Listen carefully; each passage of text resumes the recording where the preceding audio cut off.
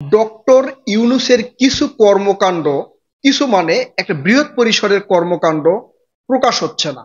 কোনোভাবে হয়তো ছিন্ন ভিন্নভাবে দুই এক জায়গায় প্রকাশ হচ্ছে, কোনো জায়গায় প্রকাশ হচ্ছে না, এমন অবস্থার মধ্যে রয়েছে। কেন?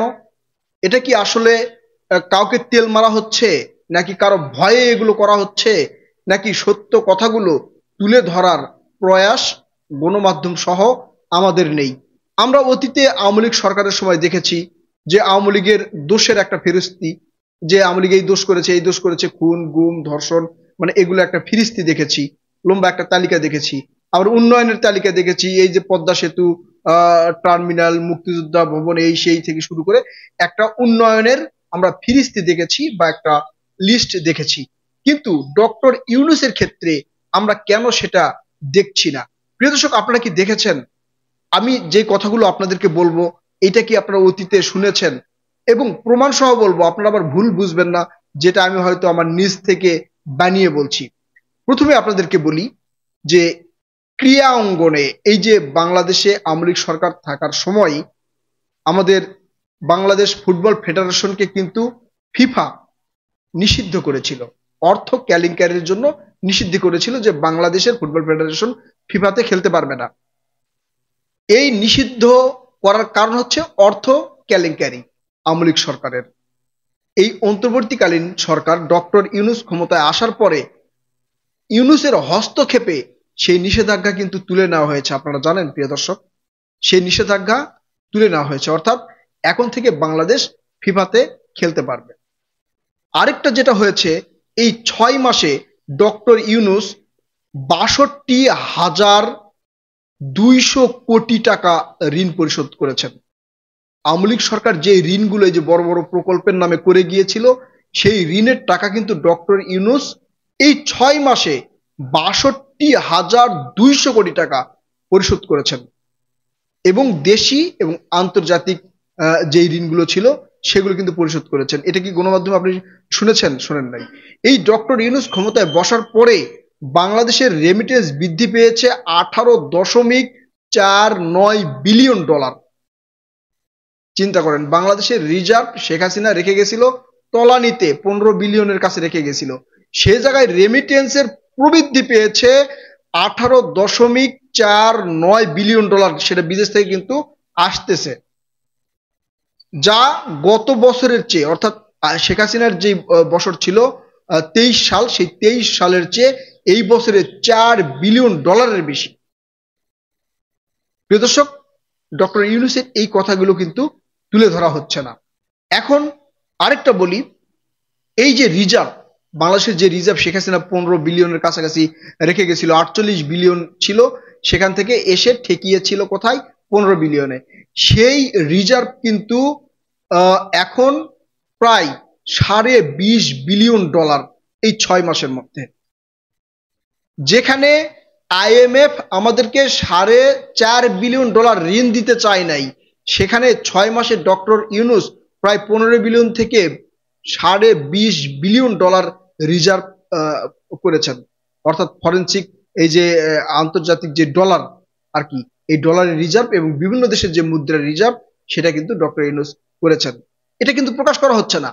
কেন প্রকাশ করা হচ্ছে না সেটা একমাত্র আল্লাহ তাআলা জানেন, এবং আপনারাই তার প্রশ্নের উত্তর দিবেন। প্রিয় দর্শক, আরেকটা কথা আপনারা জানেন, এই যে পাসপোর্ট করার জন্য যে পুলিশ ভেরিফিকেশন ছিল, এই পুলিশ ভেরিফিকেশনের নামে পুলিশকে টাকা দেওয়া, সময় ক্ষেপণ করা, দীর্ঘ সময় লাগতো, সেটা কিন্তু ডক্টর ইউনূস বাতিল করে দিয়েছে। এটা কিছুটা প্রকাশ হয়েছে, এটা কিছুটা প্রকাশ হয়েছে।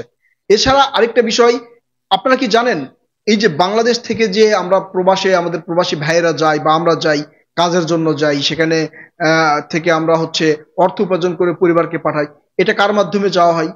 এটার মাত্র 2-1টা এজেন্সি বাংলাদেশে আছে, আর সবগুলো ভারতের দিল্লির মাধ্যমে করা হতো। অর্থাৎ আপনি প্রবাসে গেলে, কোন এম্বাসির মাধ্যমে গেলে, সেই এম্বাসিকে দিল্লির ব্যবস্থার মাধ্যমে ভিসা প্রসেসিং করতে হতো। এই ডক্টর ইউনূস ক্ষমতায় বসার পরে 9টা দেশের, ইউরোপীয় দেশের 9টা ভিসা প্রসেসিং প্রক্রিয়া কিন্তু বাংলাদেশ থেকে শুরু হয়েছে। অর্থাৎ ইউরোপীয় 9টা দেশে যে যাবেন, সেই প্রসেসিং আপনি ঢাকাতে বসেই করতে পারবেন, আর ওই ইন্ডিয়াতে যেতে হবে না, দিল্লির হাত পা ধরতে হবে না। প্রিয় দর্শক, এটাও কিন্তু খুব একটা প্রকাশ হয়নি। আবার আপনারা যদি এই যে রমজানের বাজার দেখেন, রমজানের বাজার আসার সাথে সাথে শেখ হাসিনা মানে যখন দাম বৃদ্ধি পেত, শেখ হাসিনা বলতো পেঁয়াজ ছাড়াও রান্না করা যায়, সয়াবিন তেলের পরিবর্তে বাদামের তেল খান। আবার শেখ হাসিনার এমপি মন্ত্রীরা বলতো খেজুর লাগবে কেন, বড়ই দিয়ে ইফতার করেন। বেগুনের দাম বেড়ে গেলে বেগুন ছাড়া মানে মিষ্টি কুমড়া দিয়েও বেগুনি রান্না করা যায়। মাংসের দাম বেড়ে গেলে কাঁঠাল দিয়ে বার্গার করা যায়। শেখ হাসিনা কিন্তু এগুলো শিখাতো। আপনারা একবারে মন থেকে বলেন, এই রোজা রমজানের দিন শেখ হাসিনার সময় এই যে ইফতারের টাইমে, সিহরির টাইমে, তারপর হচ্ছে তারাবির টাইমে যে পরিমাণ কারেন্ট টান দেওয়া হতো, অর্থাৎ বিদ্যুতের লোডশেডিং করা হতো, সেই লোডশেডিং কি আপনারা এখন পাচ্ছেন? প্রিয় দর্শক, মন থেকে বলবেন রমজানের দিন পাচ্ছেন? আমি পাচ্ছি না, আমি পাচ্ছি না। এই যে দ্রব্য মূল্যের যে রমজানের যে দাম আকাশচুম্বী হয়ে যেত, সেগুলোর কি দাম সেইভাবে বেড়েছে? কাঁচামরিচ 1200 টাকা কেজি, এখন দেখেছেন আপনারা। এই যে আলু, পেঁয়াজ, এগুলোর দাম কি আগের চেয়ে বেশি হয়েছে না স্থিতিশীল আছে? প্রিয় দর্শক, এই কথাগুলো অর্থাৎ ডক্টর ইউনূসের যে ভালো কথাগুলো, এটা একবারে সামগ্রিকভাবে যে কোনো মিডিয়াগুলো প্রকাশ করবে সেটা কিন্তু করছে না। একটা মিডিয়া প্রকাশ করেছে, আমি আপনাদেরকে বলছি, সেই একটা মিডিয়া হচ্ছে ফেস দ্য পিপুল। এই ফেস দ্য পিপুলে ডক্টর ইউনূসের সামগ্রিক উন্নয়নের কথাগুলো তুলে ধরা হয়েছে। ডক্টর ইউনূস দেশের জন্য ক্ষতি নয়, ডক্টর ইউনূস দেশের সম্পদ। আপনারা দেখেন এই যে ধর্ষণের ঘটনাগুলো ঘটছে 2 মাসে, অর্থাৎ জানুয়ারি এবং ফেব্রুয়ারি মাসে 25 সালের 2 মাসে 96 জন ধর্ষিতা হয়েছে। প্রায় সবগুলো আসামিকে গ্রেপ্তার করা হয়েছে। আওয়ামী লীগের সময় প্রত্যেক মাসে গড়ে 458 জন ধর্ষণ হতো। তাদেরকে গ্রেপ্তার, বিচার তো দূরের কথা, গ্রেপ্তার খুব একটা করা হয়নি। গ্রেপ্তার করলেও তারা জামিন পেয়ে ঘুরিয়ে বেরিয়েছে। ধর্ষণে সেঞ্চুরি করা ছাত্রলীগের মানিক, সে বুক ফুলিয়ে ঘুরিয়ে বেরিয়েছে।